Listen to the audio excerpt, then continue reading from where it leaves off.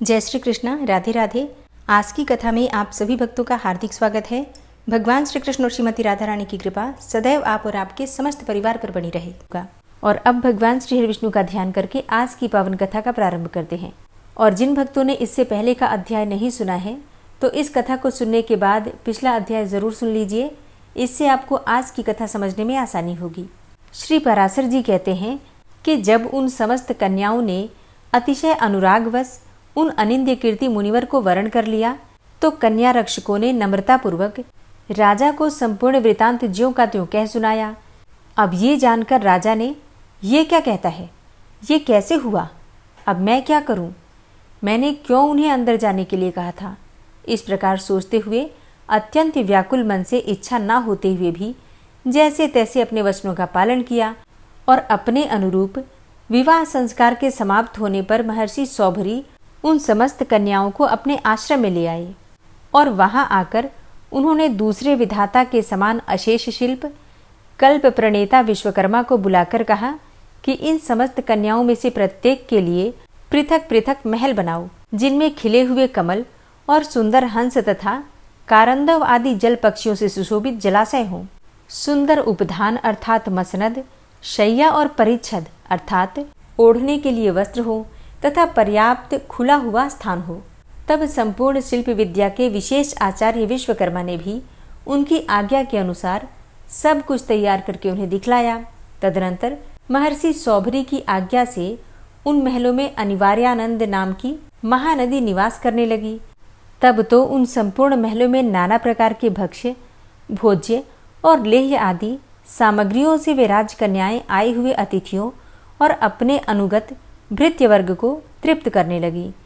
एक दिन पुत्रियों के स्नेह से आकर्षित होकर राजा मानधाता ये देखने के लिए कि वे अत्यंत दुखी हैं या फिर सुखी, महर्षि सौभरी के आश्रम के निकट आए तो उन्होंने क्या देखा कि वहां अति रमणीय उपवन और जलाशयों से युक्त स्फटिक शिला के महलों की पंक्ति देखी, जो फैलती हुई मयूख मालाओं से अत्यंत मनोहर मालूम पड़ती थी। तदनंतर वे एक महल में जाकर अपनी कन्या का स्नेहपूर्वक आलिंगन करके आसन पर बैठे और फिर बढ़ते हुए प्रेम के कारण नैनों में जल भरकर बोले, बेटी तुम लोग यहाँ सुखपूर्वक हो ना, तुम्हें किसी प्रकार का कोई कष्ट तो नहीं है। महर्षि सौभरी तुम्हें स्नेह करते हैं या नहीं, क्या तुम्हें हमारे घर की याद भी आती है। पिता के ऐसा कहने पर उस राजपुत्री ने कहा कि पिताजी, ये महल अत्यंत रमणीय है, ये उपवन आदि भी अतिशय मनोहर हैं।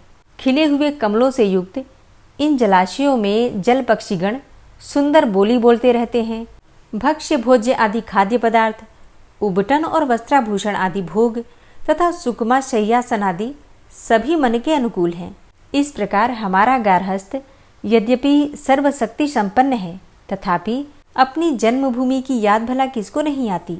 आपकी कृपा से यद्यपि सब कुछ मंगलमय है तथापि मुझे एक बड़ा दुख है कि हमारे पति ये महर्षि मेरे घर से बाहर कभी नहीं जाते। अत्यंत प्रीति के कारण ये केवल मेरे ही पास रहते हैं, मेरी अन्य बहनों के पास ये जाते ही नहीं हैं। इस कारण से मेरी बहनें अत्यंत दुखी होंगी, यही मेरे अति दुख का कारण है। उसके ऐसा कहने पर राजा ने दूसरे महल में आकर अपनी कन्या का आलिंगन किया और आसन पर बैठने के अनंतर उससे भी इसी प्रकार पूछा। उसने भी इसी प्रकार महल आदि संपूर्ण उपभोग के सुख का वर्णन किया और कहा कि अतिशय प्रीति के कारण महर्षि केवल मेरे ही पास रहते हैं और किसी बहन के पास नहीं जाते। इस प्रकार पूर्ववत सुनकर राजा एक एक करके प्रत्येक महल में गए और प्रत्येक कन्या से इसी प्रकार पूछा और उन सबने भी वैसा ही उत्तर दिया। अंत में आनंद और विस्मय के भार से विवश चित्त होकर उन्होंने एकांत में स्थित भगवान सौभरी की पूजा करने के अनंतर उनसे कहा, हे भगवान, आपकी ही योग सिद्धि का यह महान प्रभाव देखा है।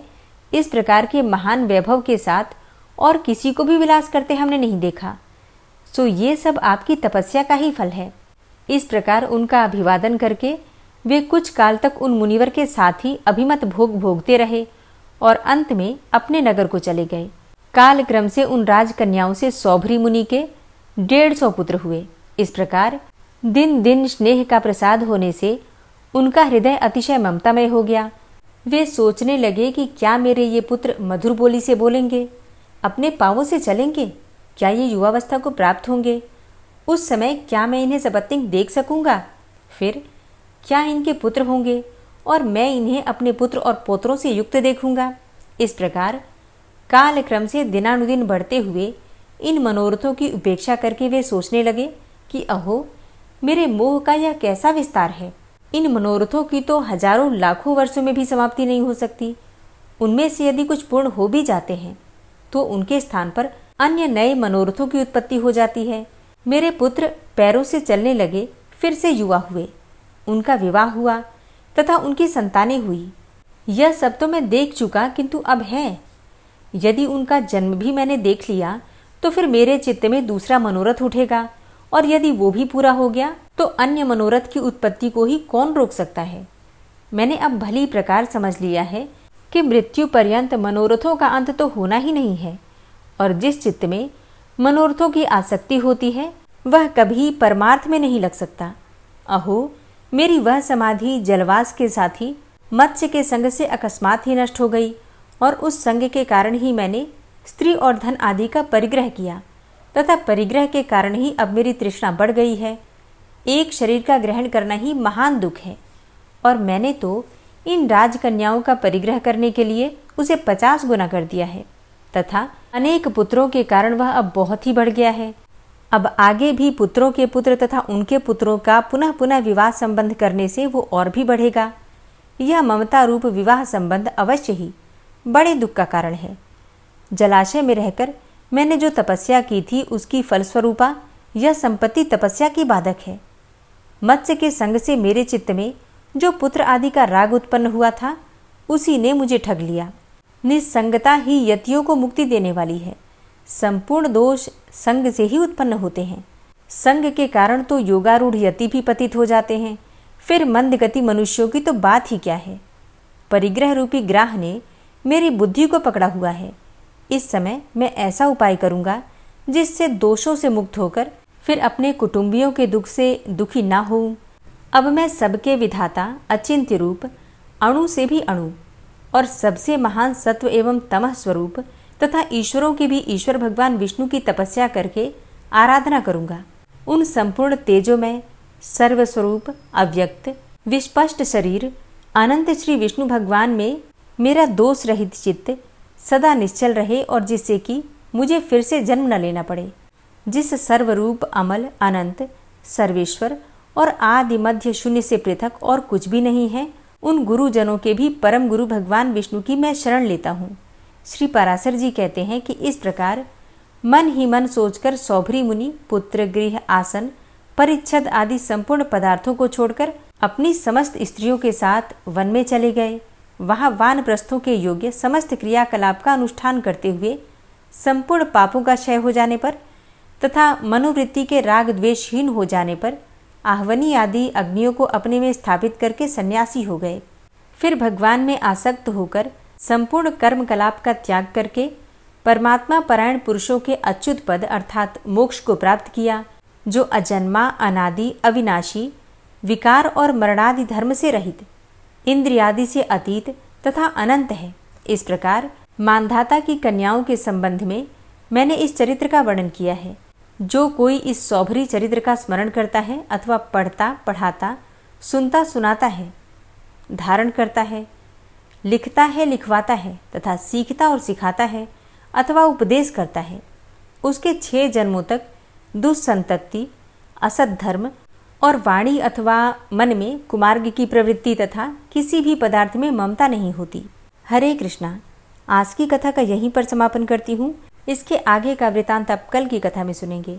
इस स्तोत्र में हाथी और मगरमच्छ के साथ हुए युद्ध का वर्णन किया गया है, और गजेंद्र जब युद्ध से हार जाता है तो भगवान विष्णु का ध्यान करके उनकी स्तुति करता है, और उसकी स्तुति से प्रसन्न होकर भगवान विष्णु आते हैं और उसे मोक्ष प्रदान करते हैं। और इस पाठ को करते समय अगर हम अपने मन में ये भावना रखें कि हे श्री हरि विष्णु, जिस प्रकार से गजेंद्र को परेशानी से आपने बाहर निकाला उसी प्रकार से हमें भी हमारी परेशानियों से बाहर निकालिए, तो निश्चित ही भगवान विष्णु हमारी मदद करते हैं। तो अब सच्चे मन से भगवान श्री हरि विष्णु का ध्यान करके इस परम कल्याणकारी स्तोत्र का पाठ करते हैं। शुक जी ने कहा कि बुद्धि के अनुसार पिछले अध्याय में वर्णन किए गए रीति से अपने मन को नियंत्रित करके और हृदय को स्थिर करके गजेंद्र अपने पिछले जन्म में याद किए गए सर्वोच्च कार्य और बार बार जप किए जाने वाले स्तोत्र का जप करने लगा। गजेंद्र ने मन ही मन श्री हरि को ध्यान करते हुए कहा कि जिनके प्रवेश करने से शरीर और मस्तिष्क चेतन की तरह व्यवहार करने लगते हैं, ओम द्वारा लक्षित और पूरे शरीर में प्रकृति और पुरुष के रूप में प्रवेश करने वाले उस सर्वशक्तिमान देवता का मैं मन ही मन स्मरण करता हूँ, जिनके सहारे ये पूरा संसार टिका हुआ है और जिनसे ये सारा संसार अवतरित हुआ है, जिन्होंने प्रकृति की रचना की है और जो खुद उसके रूप में ही प्रकट है, लेकिन उसके बावजूद भी वो इस पूरी दुनिया में सर्वोपरि और श्रेष्ठ हैं। ऐसे अपने आप और बिना किसी कारण के भगवान की मैं शरण में जाता हूँ। अपने संकल्प शक्ति के बल पर अपने ही स्वरूप में रचित और सृष्टि काल में प्रकट एवं प्रलय में अप्रकट रहने वाले इस शास्त्र प्रसिद्धि प्राप्त कार्य कारण रूपी संसार को जो बिना कुंठित दृष्टि के साक्ष्य रूप में देखते रहने पर भी लिप्त नहीं होते, चक्षु आदि प्रकाशकों के परम प्रकाशक प्रभु आप मेरी रक्षा करें। बीतते गए समय के साथ तीनों लोकों और ब्रह्मादि लोकपालों के पंचभूत में प्रवेश कर जाने पर और पंचभूतों से लेकर महत्वपूर्ण सभी कारणों के उनकी परम करुणा स्वरूप प्रकृति में मग्न हो जाने पर उस समय दुर्गेर और घोर अंधकार रूपेण प्रकृति ही बच रही थी। उस अंधकार से परे अपने परम धाम में जो सर्वव्यापी भगवान सभी दिशाओं में प्रकाशित होते रहते हैं, वो भगवान मेरी रक्षा करें। विभिन्न नाट्य रूपों में अभिनय करने वाले और उस अभिनेता के वास्तविक स्वरूप को जिस प्रकार से साधारण लोग भी नहीं जान पाते, उसी तरह से सत्व प्रधान देवता और महर्षि भी जिनके स्वरूप को नहीं जान पाते, ऐसे में कोई साधारण प्राणी उनका वर्णन कैसे कर सकता है। ऐसे दुर्गम चरित्र वाले भगवान मेरी रक्षा करें। अनेकों शक्ति से मुक्त, सभी प्राणियों को आत्मबुद्धि प्रदान करने वाले, सबके बिना कारण हित और अतिशय साधु स्वभाव ऋषि मुनिजन जिनके परम स्वरूप को देखने की इच्छा के साथ वन में रहकर अखंड ब्रह्मचर्य तमाम अलौकिक व्रतों को नियमों के अनुसार पालन करते हैं, ऐसे प्रभु ही मेरी गति है। वह जिनका हमारी तरह न तो जन्म होता है और न जिनके द्वारा अहंकार प्रेरित कर्म ही होते हैं, जिनके निर्गुण स्वरूप का न तो कोई नाम है और न रूप ही है, फिर भी समय के अनुसार जगत की सृष्टि एवं प्रलय के लिए स्वेच्छा से जन्म आदि को स्वीकार करते हैं, उन अनंत शक्ति संपन्न परम ब्रह्म परमेश्वर को नमस्कार है। उन प्राकृत आकार रहित एवं अनेकों आकार वाले अद्भुत कर्मा भगवान को बारंबार नमस्कार है। स्वयं प्रकाशित सभी साक्ष्य परमेश्वर को मेरा शत शत नमन है। वैसे देव जो मन, वाणी और चित्तवृत्तियों से परे हैं, उन्हें मेरा बारंबार नमस्कार है। विवेक से परिपूर्ण, पुरुष के द्वारा सभी सत्व गुणों से परिपूर्ण, निवृत्ति धर्म के आचरण से मिलने योग्य और मोक्ष सुख की अनुभूति रूपी भगवान को मेरा नमस्कार है। सत्व गुण को स्वीकार करके शांत, रजोगुण को स्वीकार करके घोर एवं तमोगुण को स्वीकार करके मूढ़ से प्रतीत होने वाले भेद रहित, अतएव सदा समभाव से स्थित ज्ञानघन प्रभु को मेरा नमस्कार है। शरीर इंद्रिय आदि के समुदाय रूप संपूर्ण पिंडों के ज्ञाता, सबके स्वामी एवं साक्षी रूप प्रभु को मेरा नमस्कार है। सबके अंतर्यामी, प्रकृति के भी परम कारण किंतु स्वयं कारण रहित प्रभु को नमस्कार है। संपूर्ण इंद्रियों एवं उनके विषयों के ज्ञाता, समस्त प्रतीतियों के कारण रूप संपूर्ण जड़ प्रपंच एवं सबकी मूलभूता अविद्या के द्वारा सूचित होने वाले तथा संपूर्ण विषयों में अविद्या रूप से भासने वाले प्रभु को मेरा नमस्कार है। सबके कारण किंतु स्वयं कारण रहित तथा कारण होने पर भी परिणाम रहित होने के कारण अन्य कारणों से विलक्षण कारण आपको बारंबार नमस्कार है। संपूर्ण वेदों एवं शास्त्रों के परम तात्पर्य, मोक्ष रूप एवं श्रेष्ठ पुरुषों की परम गति भगवान को नमस्कार है। जो त्रिगुण रूप काष्ठों में छिपे हुए ज्ञान रूप अग्नि है, उक्त गुणों में हलचल होने पर जिनके मन में सृष्टि रचने की बाह्य वृत्ति जागृत हो उठती है तथा आत्मतत्व की भावना के द्वारा विधि निषेध रूप शास्त्र से ऊपर उठे हुए ज्ञानी महात्माओं में जो स्वयं प्रकाशित हो रहे हैं, उन प्रभु को मैं नमस्कार करता हूँ। मुझ जैसे शरणागत पशु तुल्य अर्थात अविद्याग्रस्त जीवों की अविद्या रूप फांसी को सदा के लिए पूर्ण रूप से काट देने वाले अत्यधिक दयालु एवं दया करने में भी कभी आलस्य न करने वाले नित्य मुक्त प्रभु को नमस्कार है। अपने अंश से संपूर्ण जीवों के मन में अंतर्यामी रूप से प्रकट होने वाले सर्वनियंता अनंत परमात्मा आपको नमस्कार है। शरीर, पुत्र, मित्र, घर, संपत्ति एवं कुटुंबियों में आसक्त लोगों के द्वारा कठिनता से प्राप्त होने वाले तथा मुक्त पुरुषों के द्वारा अपने हृदय में निरंतर चिंतित ज्ञान स्वरूप सर्वसमर्थ भगवान को नमस्कार है। जिन्हें धर्म, अभिलाषित भोग, धन तथा मोक्ष की कामना से भजने वाले लोग अपनी मनचाही गति पा लेते हैं, अपितु जो उन्हें अन्य प्रकार के अयाचित भोग एवं अविनाशी पार्षद शरीर भी देते हैं, वे अतिशय दयालु प्रभु मुझे इस विपत्ति से सदा के लिए उबार लें। जिनके अनन्य भक्त जो वस्तुतः एकमात्र उन भगवान के ही शरण हैं, धर्म, अर्थ आदि किसी भी पदार्थ को नहीं चाहते, अपितु उन्हीं के परम मंगलमय एवं अत्यंत विलक्षण चरित्रों का गान करते हुए आनंद के समुद्र में गोते लगाते रहते हैं, उन अविनाशी, सर्वव्यापक, सर्वश्रेष्ठ ब्रह्मादि के भी नियामक, अभक्तों के लिए प्रकट होने पर भी भक्ति योग द्वारा प्राप्त करने योग्य, अत्यंत निकट होने पर भी माया के आवरण के कारण अत्यंत दूर प्रतीत होने वाले, इंद्रियों के द्वारा अगम्य तथा अत्यंत दुर्विज्ञेय, अंतरहित किंतु सबके आदि कारण एवं सब ओर से परिपूर्ण उन भगवान की मैं स्तुति करता हूँ। ब्रह्मा आदि समस्त देवता, चारों वेद तथा संपूर्ण चराचर जीव नाम और आवृत्ति भेद से जिनके अत्यंत क्षुद्र अंश के द्वारा रचे गए हैं, जिस प्रकार प्रज्वलित अग्नि से लपटे तथा सूर्य से किरणें बार बार निकलती हैं और पुनः अपने कारण में ही लीन हो जाती हैं, उसी प्रकार बुद्धि, मन, इंद्रिय और नाना योनियों के शरीर, यह गुणमय प्रपंच जिन स्वयं प्रकाश परमात्मा से प्रकट होता है और पुनः उन्हीं में लीन हो जाता है, वे भगवान न तो देवता हैं और न असुर, न मनुष्य हैं न तिर्यक अर्थात मनुष्य से नीची, पशु, पक्षी आदि किसी भी योनि के प्राणी हैं, न वे स्त्री हैं और न पुरुष हैं और ना ही नपुंसक हैं, न वे ऐसे कोई जीव हैं जिनका इन तीनों ही श्रेणियों में समावेश हो सके, न वे गुण हैं, न कर्म है, न कार्य है और न तो कारण ही है।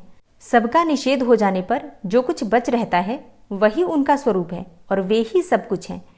ऐसे भगवान मेरे उद्धार के लिए आविर्भूत हों। मैं इस ग्राह के चंगुल से छूटकर जीवित नहीं रहना चाहता, क्योंकि भीतर और बाहर सब ओर से अज्ञान से ढके हुए इस हाथी के शरीर से मुझे क्या लेना है। मैं तो आत्मा के प्रकाश को ढक देने वाले उस अज्ञान की निवृत्ति चाहता हूँ, जिसका कालक्रम से अपने आप नाश नहीं होता, अपितु भगवान की दया से अथवा ज्ञान के उदय से ही होता है। इस प्रकार मोक्ष का अभिलाषी मैं विश्व के रचयिता, स्वयं विश्व के रूप में प्रकट तथा विश्व से सर्वथा परे, विश्व को खिलौना बनाकर खेलने वाले, विश्व में आत्मरूप से व्याप्त, अजन्मा, सर्वव्यापक एवं प्राप्य वस्तुओं में सर्वश्रेष्ठ भी भगवान को केवल प्रणाम ही करता हूँ, उनकी शरण में हूँ। जिन्होंने भगवत भक्ति रूप योग के द्वारा कर्मों को जला डाला है, वे योगी लोग उसी योग के द्वारा शुद्ध किए हुए अपने हृदय में जिन्हें प्रकट हुआ देखते हैं, उन योगेश्वर भगवान को मैं नमस्कार करता हूँ। जिनकी त्रिगुणात्मक अर्थात सत्व, रज, तम रूप शक्तियों का राग रूप वेग असह्य है, जो संपूर्ण इंद्रियों के विषय रूप में प्रतीत हो रहे हैं, तथापि जिनकी इंद्रियां विषयों में ही रची पची रहती हैं, ऐसे लोगों को जिनका मार्ग भी मिलना असंभव है, उन शरणागत रक्षक एवं अपार शक्तिशाली आपको बार बार नमस्कार है। जिनकी अविद्या नामक शक्ति के कार्यरूप अहंकार से ढके हुए अपने स्वरूप को यह जीव जान नहीं पाता, उन अपार महिमा वाले भगवान की मैं शरण में आया हूँ। जिसने पूर्वोक्त प्रकार से भगवान के भेद रहित निराकार स्वरूप का वर्णन किया था, उस गजराज के समीप जब ब्रह्मा आदि कोई भी देवता नहीं आए, जो भिन्न भिन्न प्रकार के विशिष्ट विग्रहों को ही अपना स्वरूप मानते हैं, तब साक्षात श्रीहरि, जो सबके आत्मा होने के कारण सर्वदेव स्वरूप हैं, वहां प्रकट हो गए। गजराज को उस प्रकार से दुखी देखकर तथा उसके द्वारा पड़ी हुई स्तुति को सुनकर सुदर्शन चक्रधारी जगदाधार भगवान इच्छानुरूप वेग वाले गरुड़ जी की पीठ पर सवार होकर स्तवन करते हुए देवताओं के साथ तत्काल उस स्थान पर पहुंच गए जहां पर वह हाथी था। सरोवर के भीतर महाबली ग्रह के द्वारा पकड़े जाकर दुखी हुए उस हाथी ने आकाश में गरुड़ की पीठ पर सवार चक्र उठाए भगवान श्री हरि को देखकर अपनी सूंड को, जिसमें उसने पूजा के लिए कमल का एक फूल ले रखा था, ऊपर उठाया और बड़ी ही कठिनाई से सर्वपूज्य भगवान नारायण आपको नमस्कार है, यह वाक्य कहा। उसे पीड़ित देखकर अजन्मा श्रीहरि एकाएक गरुड़ को छोड़कर नीचे झील पर उतर आए। वे दया से प्रेरित होकर ग्राह सहित उस गजराज को तत्काल झील से बाहर निकाल लाए और देवताओं के देखते ही देखते चक्र से मुंह चीरकर उसके चंगुल से हाथी को उबार लिया। गजेंद्र मोक्ष स्तोत्र संपूर्ण हुआ। और अब बड़े ही प्रेम से भक्ति भाव से जयकारा लगाइए, भगवान श्री हरि विष्णु की जय। दोस्तों, उम्मीद करती हूँ कि आज की वीडियो आपको ज़रूर पसंद आई होगी। अगर वीडियो पसंद आती है तो वीडियो को लाइक ज़रूर किया कीजिए और संभव हो तो वीडियो को शेयर भी किया कीजिए। और चैनल पर पहली बार आए हैं, अगर अभी तक आपने चैनल को सब्सक्राइब नहीं किया है तो आज की वीडियो अगर आपको अच्छी लगे तो चैनल को सब्सक्राइब करके बेल आइकन को ज़रूर प्रेस कर लीजिए। इससे ये होगा कि इस चैनल पर जो नई वीडियो अपलोड होंगी उनकी नोटिफिकेशन आपको सही समय पर प्राप्त होगी। मिलते हैं आपसे अगली वीडियो में, तब तक के लिए जय श्री राधे।